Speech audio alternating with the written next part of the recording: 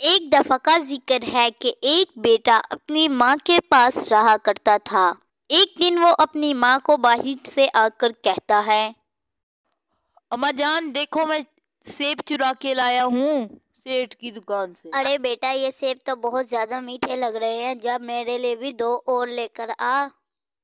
अच्छा अम्मा मैं लेकर आता हूँ, सेठ को मालूम भी नहीं होगा और मैं ले भी आऊंगा। उस औरत के घर के पास एक और बेटा अपनी माँ के साथ रहा करता था। उसने भी सेब चुराया। वो अपनी माँ को कहता है, माँ देख मैं एक सेब चुरा कर लाया हूँ, सेठ को मालूम भी नहीं हुआ। आज तूने चोरी की, ये ले, और आइंदा के बाद कभी चोरी की तो मैं तेरे हाथ काट दूंगी। कुछ सालों बाद। माँ ये गिफ्ट रख, इसमें हीरे की अंगूठी है। हाँ, और आज मैंने बहुत ज्यादा माल चुराया है और एक को कत्ल भी कर दिया है। अच्छी बात है कि तुमने एक को कत्ल कर दिया। अब आइंदा से ज्यादा लोग तुम्हारे सामने बात नहीं करेंगे। जल्दी से वाल दे। अरे बेटा, ये पुलिस कहाँ से आ गई? ये तो हमें पकड़ के ले जाएगी। इन्हें तेरा ठिकाना कैसे मालूम हुआ?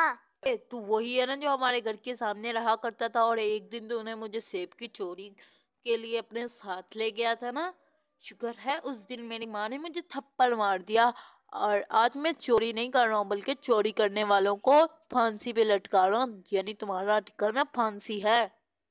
अरे माँ कभी तुमने मुझे उस वक्त थप्पड़ मार दिया होता जिस दिन मैंने एक सेब को चुराया था, आज मैं फांसी पे न लटक रहा होता। ये सब तेरी गलती है और इस वजह से ही हो रहा है ये सारा कुछ।